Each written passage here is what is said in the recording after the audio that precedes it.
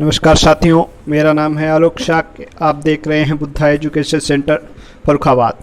आज हम आपको भारत देश के ऐसे महानतम सम्राट के बारे में बताने जा रहे हैं जिसने अपने समय में विश्व के सभी राजाओं के रोंगटे खड़े कर दिए थे।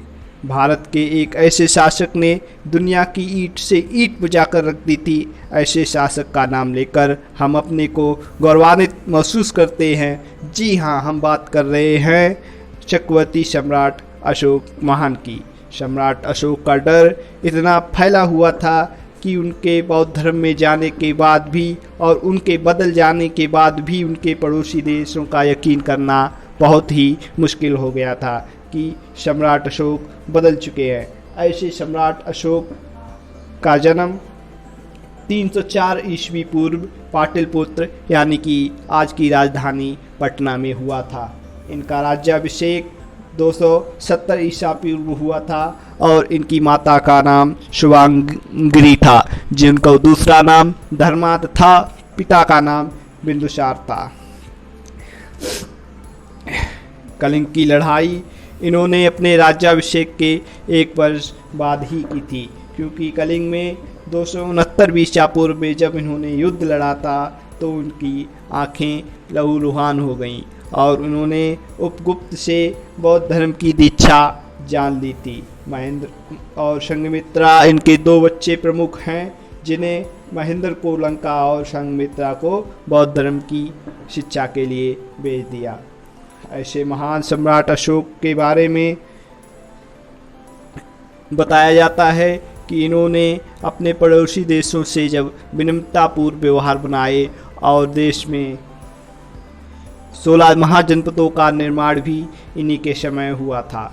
ऐसे महान सम्राट अशोक की 2325वीं जयंती पर हम सारे बौद्ध अनुयायियों और सारे देशवासियों को बौद्ध के इस महान राजा अशोक सम्राट अशोक के बारे में बनाते जा रहे हैं। ऐसे महान सम्राट अशोक जिनकी 2325वीं जयंती पर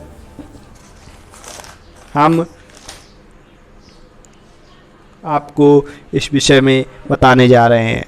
तो बताते हैं कि ये 2325वीं जयंती हमारे महान सम्राट अशोक की मनाई जा रही है। अशोक के इस महानतम विचारों और महानतम योद्धाओं के कारण ही आज भी चीन हमसे घबराता है, क्योंकि चीन को भी यह बात अच्छी तरह से मालूम है कि इनमें महान सम्राट अशोक का ही खून बहता है। इसी का कारण है कि आज दुनिया का कोई भी देश हमसे नजरें मिलाने से कतराता है। दुनिया का चाहे कोई भी छोटा बड़ा देश हो, वो भारत को अपना गुरु मानता है, क्योंकि उसे मालूम है चाहे वो दबाव में आकर गुरु माने, चाहे वो किसी के अभाव में गुरु माने, लेकिन भारत को गुरु मानना ही सर्वप्रथम बात होती है। तो नाम आता है सम्राट अशोक महान का। ऐसे सम्राट महान अशोक जिन्होंने 2325वीं जयंती मनाई जा रही है, और कुछ लोगों ने कहा है कि सम्राट अशोक के विषय में ऐसा भी कहना है कि इन्होंने अपने 1000 भाइयों का कत्ल कर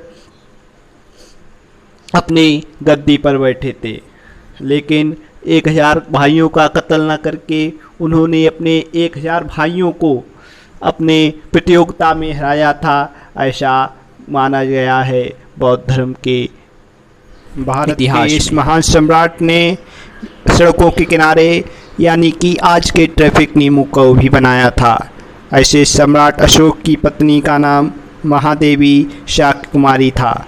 अशोक ने अपने जीवन काल में लगभग 84,000 स्तूपों को बनवाया था, लेकिन इसके पीछे पुष्यमित्र आए और उन्होंने 84,000 स्तूपों का विनाश शुरू कर दिया।